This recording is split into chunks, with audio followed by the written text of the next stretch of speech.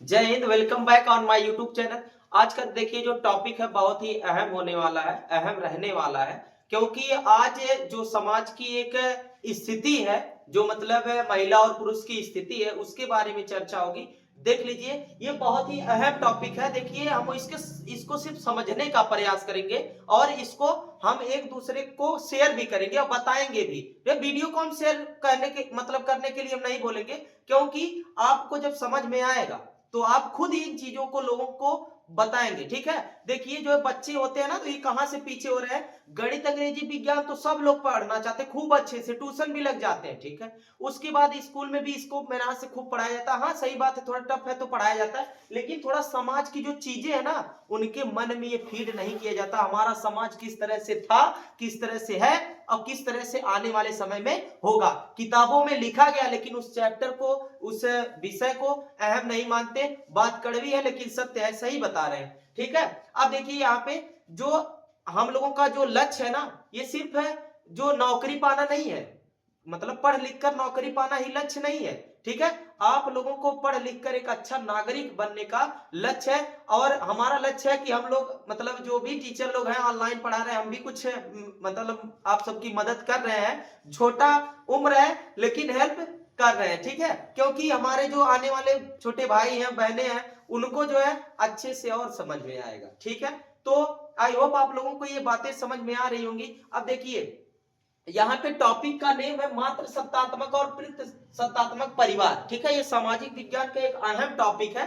ठीक है, जिसमें जो मात्र सत्तात्मक और पितृ सत्तात्मक के बारे में चर्चा होगी। तो आइए वीडियो पे चलते हैं, टॉपिक पे चलते हैं। मात्र सत्तात्मक परिवार होता क्या है। ठीक है, देखिए दोनों का ये अपोजिट है, विपरीत है।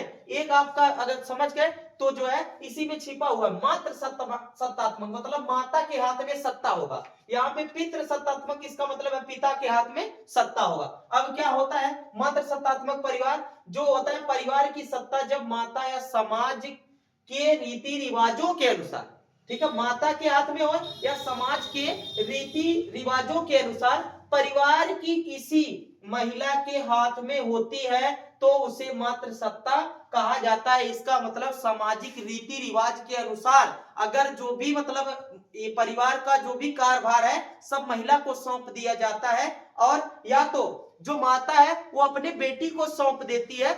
यहाँ पे पुरुष का जिक्र नहीं किया गया, इसका मतलब है माता है वो बेटी को अपने पूरे संपत्ति को या जो भी सत्ता है परिवार के हिसाब से चलेगा उसको शेयर कर रही है या सौंप रही है। ठीक है, तो उसी को कहा जाता है मात्र सत्तात्मक परिवार। ठीक है, इसका मतलब है कि जो माता है, मान लीजिए हमारी माता है, और हम मतलब जब अभी भी हमारे पिता का कोई अधिकार नहीं होगा उनके संपत्ति में, जो भी पिता का संपत्ति है उस संपत्ति में पिता का अधिकार नहीं होगा जब मात्र सत्तात्मक होगा तब। लेकिन जब माता जब अपने मतलब संपत्ति को या तो किसी भी चीज को, ठीक है, इसका मतलब है जब सत्ता को, कि जैसे माता जी मान लीजिए कि बुढ़ी हो गई है, उसके बाद जो है अब वो परिवार नहीं चला पा रही है और कमजोर हो गई है, तो उसके बाद जो होता है मतलब देने के लिए उसका जो भी है सत्ता, तो अपने बेटी को दे देंगी। ठीक है, उसके बाद जो है उसके अनुसार जो है परिवार चलेगा। अब देखिए यहाँ पे क्या है, संपत्ति की उत्तराधिकारी भी माता से पुत्री को प्राप्त होता है। भी बताया गया कि माता से पुत्री को प्राप्त होगा। ठीक है, अब देखिए थोड़ा नर्वस इसलिए होते हैं ना कि हम जैसे समझा नहीं पाते चीजों को, तो हम कोशिश करते हैं उसको और अच्छे से समझाने का। आई होप आप लोगों को लिखकर ही समझ में, मतलब लिखकर अगर यहाँ पे रख दिए तो समझ में आ जाएगा। बहुत छांट छांट के लिखते ये भी जान जाइए। ठीक है, अब देखिए उसके बाद है विवाह के बाद पुरुष अपनी पत्नी के घर जाके रहता है। ठीक है, क्या करता है, अब विवाह के बाद पुरुष जो होता है अपनी पत्नी के घर जाके रहता है। आजकल क्या हो रहा है, अभी पितृ सत्तात्मक में बताएंगे। ठीक है, उसके बाद पुरुष अपनी पत्नी के घर पे जाके रहता है। अब सोचेंगे कि विवाह के पहले कहां रहता है। ठीक है, विवाह के पहले बाबू रहता है, कहां रहता है वो बता रहे हैं। विवाह के पहले अपनी बहनों के साथ जो है वो अपने उसी के परिवार में रहता है और उसकी देखभाल करता है और रक्षा करता है। ठीक है, भाई का कर्तव्य अपने घर पे रह के निभाता है। ठीक है। उसके बाद जब बहन की शादी हो जाती है, उसके बाद जो है उसके पति आके यहाँ पे रहना चालू कर देते हैं क्योंकि मात्र सत्तात्मक है। उसके बाद ये इसकी जब लड़के की शादी होती है तो ये अपने वहां चला जाता है, तो वहां भी सत्ता जो है उसकी पत्नी पाई होगी, तो ये बेचारा वहां पे जाके नौकर की तरह जिंदगी जिएगा। जान जाइए कि अगर मान लीजिए घर जमाई बन गए तो इज्जत को पैसा नहीं। समझ गई लखना भाव। अब देखिए ये परिवार जो है भारत के पूर्वोत्तर राज्य मेघालय में आज भी है, मात्र सत्तात्मक है। देख लीजिए भारत के पूर्वोत्तर राज्य मेघालय जो है वहां पे ये मात्र सत्तात्मक परिवार अभी भी है, और जो भी सत्ता का कमान वगैरह, जो भी परिवार का देखभाल वगैरह सब कुछ करने की जो मतलब स्थिति होती है वो माताओं के हाथ में होती है। ठीक है। अब देखिए कई देश भी ऐसे हैं जो मतलब, अब देखिए भारत की बात हुई है, अब देखिए विदेशी देश भी जो है चाइना, इंडोनेशिया, कोस्टारिका और केन्या, ऐसे देशों में भी मात्र सत्तात्मक परिवार का जिक्र मतलब किया गया है, और यहाँ पे जो है परिवार मात्र सत्तात्मक भी है। अब देखिए पितृ सत्तात्मक परिवार क्या होता है? पितृ सत्तात्मक परिवार वही होता है जस्ट इसी का उल्टा, जहां जहां माता लगा है और जहां जहां जो है विवाह के बाद पुरुष अपने घर उसके घर जाता था, अब जो है विवाह के बाद जो है वो स्त्री पुरुष के घर आएगी। इसका मतलब है जो भी उत्तराधिकारी संपत्ति का होगा या हर एक चीज का होगा, पितृ सत्तात्मक में बेटे का अधिकार होगा। ठीक है। यहाँ पे बेटियों का अधिकार था, यहाँ पे बेटों का अधिकार होगा। सेम चीज यही रहेगा, बस जो है वहां पे बेटे का अधिकार होगा। ठीक है। अब देखिए विवाह के बाद पुरुष अपनी पत्नी के घर जाकर रहता है, इसका चेंज हो जाएगा तुरंत। विवाह के बाद जो है स्त्री अपने जो है पति के घर आके रहती है, जो आजकल चल रहा है। ठीक है। तो भारत एक पुरुष प्रधान देश है, आप सब जान ही रहे हैं। लेकिन देखिए जब भारत पुरुष प्रधान देश है तो उसमें एक चीज और है कि दोनों को अगर ना प्रधान बना दिया जाए, प्रधान का मतलब दोनों को हाथों में जो है अधिकार दे दिया जाए, परिवार अगर शिक्षित परिवार है तो एक नंबर परिवार चलेगा। जान जाइए कि अच्छे और सभ्य लोग उस परिवार में रहेंगे। लेकिन आजकल क्या है, जब से इंस्टाग्राम वगैरह चल गया है तब से जो है रीलोफीबिया हो गया है सबको। ठीक है। रीलोफीबिया हो गया, इसका एक इलाज है, अब बेटियों को अगर मोबाइल दे दे रहे हैं, अब देखिए पूरे संपत्ति का अधिकार तो छोड़िए, आजकल बेटियों को हम लोग मोबाइल दे दे रहे हैं तो अलग से अपना कारनामा कर रही है, इंस्टाग्राम पे मुजरा कर रही है। तो ये चीजें गलत है, बात कड़वी है लेकिन सत्य है। देखिए वहां पे मुजरा कर रहा है। अब देखिए यहाँ पे इंस्टाग्राम जो है और सोशल मीडिया आप लोगों को इतना ज्यादा कवर करके रख दिया है ना, इतना दबा के रख दिया है, अब लोग स्टेटस, अब पुरुष प्रधान देश है, अब जो है आजकल के बच्चों को मोबाइल पूरा संपत्ति सौंप दिया जाए तो ये सब हवा में उड़ा दे रहे हैं, और उसके बाद मोबाइल पा जाएंगे और जो है गाड़ी वाड़ी खरीद लेंगे तो उसके बाद बोलेंगे दबदबा था, दबदबा है और दबदबा बना रहेगा। ठीक है। तो यही नहीं समझ पा रहे हैं, चीज तो सेम है। अरे दबे हुए हो दबे हुए रहोगे, जान जाओ। ठीक है। इसका मतलब है शिक्षा का साथ वो सब छोड़ रहे हैं। अब देखिए जो आजकल के बच्चे हैं ना ये थोड़ा बिगड़ रहे हैं, और कारण कहां से? उनके माँ बाप का जो मतलब देखभाल है वहीं से थोड़ा मिस्टेक हो रहा है। लोग बहुत ज्यादा बिजी हो गए हैं अपने अपने कामों में, थोड़ा परिवार को भी समय दीजिए, थोड़ा अपने बच्चों को भी समय दीजिए, जिससे वो सब एक अच्छा नागरिक बनके यहाँ पे आएंगे। अब देखिए यहाँ पे मात्र सत्तात्मक और पितृ सत्तात्मक इसलिए ये बताया गया है कि अगर देख लीजिए माता के हाथ में सत्ता है, तो अभी हम बताए हैं कि देख लीजिए कि बेटियों को कुछ अधिकार दे के देख लिया गया कि यहाँ पे मनमानी चल रही है। अब पितृ सत्तात्मक में यहाँ थोड़ा दबाव रहता है, डरते हैं लोग। ठीक है। लेकिन अब जितने ही मॉडर्न वाले बच्चे आ रहे हैं हमको तो समझ में नहीं आ रहा कि दादा ये सब क्या करना चाहते हैं। ठीक है। अब इतनी बुराइयां हैं कि क्या बताएं। ठीक है।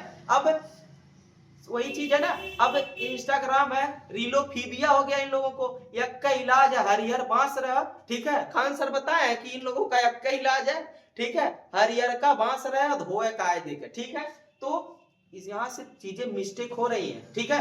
मॉडर्न युग चाह रहे हो, मॉडर्न युग आ रहा है, लेकिन परिवार की जो संस्कृति है ना वो धीरे धीरे आप सब भूल रहे हैं। ठीक है। तो यही याद दिलाने के लिए सामाजिक विज्ञान पढ़ाया जाता है, सोशल साइंस पढ़ाया जाता है, उसमें जो चीजें कंटेंट वगैरह इतना अच्छा अच्छा डाला गया, इतिहास के बारे में कुछ पता नहीं रहेगा, और उसके बाद जो है अब वो लगाएंगे स्टेटस, घरे हम लौटी राती राती पड़ोसी जरे फाटी जा छाती। ठीक है। काफिला स्कॉर्पियो का, अब घरे खाए बहु नोन नाई हो और काफिला स्कॉर्पियो लगाओ था सब जने। तो कहने का मतलब है कि उस पे थोड़ा हम लोग निगरानी में रखेंगे, अपने परिवार के जो बच्चे हैं इनको जो बेकार बच्चे हैं उनके साथ घूमने नहीं देना है। कुछ मिनट आप बैठा के पढ़ाइए, 2 घंटा 1 घंटा आप अपने निगरानी में बैठा के उसको पढ़ा रहे हैं ना, देख लीजिएगा आपका परिवार इतना अच्छा परिवार बनेगा, ठीक है, कि पूरे समाज के लोग आपकी इज्जत करेंगे, हर एक लोग आपकी इज्जत करेंगे। देखिए जब परवरिश थोड़ा गड़बड़ हो जाता है ना, तो अब आजकल के क्या कर रहे हैं, अगर छोटा सा बच्चा है रो रहा है, सिर्फ मोबाइल पकड़ा देते हैं, कार्टून लगा के दे देते हैं। ऐसा थोड़ी ना होता है। अरे हम लोग भी रोते थे, मटिया उटिया में लथराए जाए, वही में लोटन लोटन, वही पे एक लात और लगे, ठीक है, वही पे एक लात और लगे, मम्मी पापा आकाश जने आवे जरूर मारे काल लात, ओके बाद बहु कुछ ना मिले, ना तो मोबाइल ना तो कुछ, दो रोते रोते, देखिए बहुत लोग होते हैं रोते रोते वही भुइये सुत जाते थे, ठीक है, वो मतलब वही नीचे में जमीन पे ही सो जाते थे, और उसके बाद जागते थे तो ऑटोमेटिक जब भूख लगती थी माँ के पास जाते थे, पापा के पास जाते थे, 2-1 रुपया पाते थे। और आजकल के बच्चे अगर 50 रुपया दीजिए और मोबाइल ना दीजिए, अभी देखिए 50 रुपया उसको नहीं अच्छा लगेगा, मोबाइल बहुत अच्छा लगेगा, ठीक है। तो ये सब का आपका इलाज है बेल्ट से मार है, ठीक है। तो कहने का मतलब है कि देखिए हम ये मारने वाली बात अब कहेंगे कि कानूनी जो है ये अपराध है, बच्चों को मारना पाप है ये, अरे अपने परिवार दूसरे के लइकन ने मार दे तुरंत मार हो जी, गोली वोली मार दिए खून, ठीक है, दूसरे परिवार ने मारो सुबह, ठीक है। अब देखा अपने परिवार आप भले तो जग भला भाई, जो कहना साहब आप भले तो जग भला, बुरा जो देखन में चला बुरा न मिलिया कोई, कहने का मतलब है कि हम किसी को बुरा काहे कहें भाई, जब किसी को आप ऐसे कहते हैं ना कि आप बुरे हैं, तो 3 अंगुलियां आपको भी कहती हैं, मतलब ये 3 इशारा आपकी तरफ है कि आप जो उससे कहीं ज्यादा बुरे हैं। तो अपने आप में सुधार लाइए, अपने परिवार को सुधारिए, धीरे धीरे पूरा समाज सुधर जाएगा ऑटोमेटिकली, ठीक है। तो आई होप आप लोगों को ये चीजें समझ में आई होंगी, ठीक। तो अपने परिवार के जो बच्चे हैं उनको ज्यादातर मेहनत करवाइए, पढ़वाइए, लिखवाइए, ठीक है। और ज्यादा इधर उधर के चक्कर में जब बच्चे पढ़ जाते हैं ना, तो बड़ी बेइज्जती होती है। अब जान जाइए कि अगर माँ बाप की बेइज्जती हो रही है तो बच्चा जो है बहुत बिगड़ चुका है, ठीक है। तो यही कहने का मतलब है हमारा, और आप ध्यान से पढ़ाइए और बच्चों को कहिए, और अगर बच्चे इस वीडियो को देख रहे हैं तो बाबू आपके परिवार की और आपकी इज्जत, हर एक चीज आप सबके ही हाथ में है। अपने माँ बाप का नाम रोशन करो, कहीं ना कहीं जरूर आप सक्सेस होगे। पढ़ लिख कर अगर नौकरी पाना ही टारगेट होता ना, ठीक है, तो समाज में सिर्फ नौकर ही पैदा होंगे, मालिक कभी नहीं। ये भी जान लीजिएगा कि अगर पढ़ लिख कर हमारा लक्ष्य सिर्फ नौकरी पाना हुआ तो सिर्फ नौकर ही बने रहोगे, मालिक नहीं बन पाओगे। सिर्फ शिक्षा का उद्देश्य है, और शिक्षा का उद्देश्य एक ही है, समाज को शिक्षित करना, समाज एक अच्छा बने, ठीक है। और जो भारत देश है ये विकसित देश है, और इसको विकासशील देश है, इसको आप विकसित देश में बदलने का प्रयास करेंगे, और युवाओं का ही जो है कर्तव्य माना जाता है, ठीक है। आई होप आप लोगों को समझ में आई होंगी चीजें। जय श्री राम।